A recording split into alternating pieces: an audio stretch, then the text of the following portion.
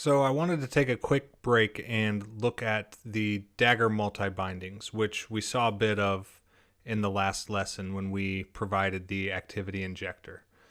What Dagger allows you to do is provide single items into either sets or maps.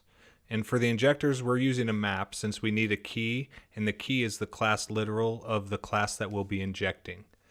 And so there are some examples here of how that works. These are a little different. This is essentially providing items into a map. So the map has a string key, so it's a map of string to long.